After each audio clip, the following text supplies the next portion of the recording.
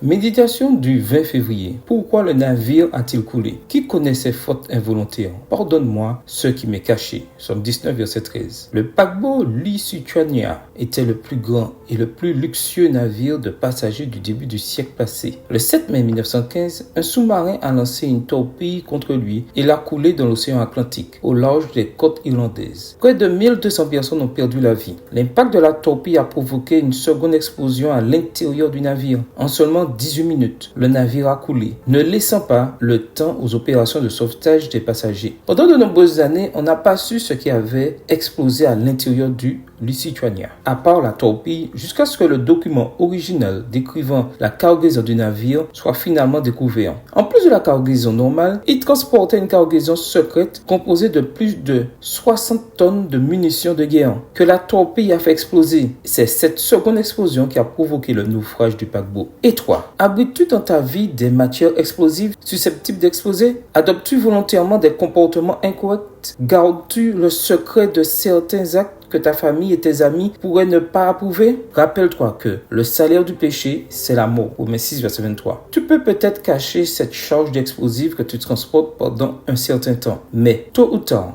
elle explosera. Le sage Salomon nous rappelle que Dieu fera passer toute œuvre en jugement au sujet de tout ce qui est caché, soit bien, soit mal. Ecclésiaste 12, verset 14. Ton fardeau secret, si tu en as un, apparaîtra au grand jour lors du jugement de Dieu. Alors, que lui diras-tu? Il y a un meilleur moyen. Si tu laisses Jésus entrer dans le bateau de ton cœur, il chassera tout ce qui détruit ta vie et tu arriveras à bon port. Notre Sauveur est si puissant qu'il peut d'un seul ordre calmer les eaux d'une mer déchaînée et transformer les impulsions pécheresses de notre cœur. Aimerais-tu te débarrasser de ce fardeau supplémentaire? Suis dès aujourd'hui le conseil de Paul. Rejetons tout fardeau et le péché qui nous enveloppe, les yeux fixés sur Jésus. Hébreux 12, les versets 1 et 2. Amen. Bonne journée à toi et que le Seigneur te bénisse.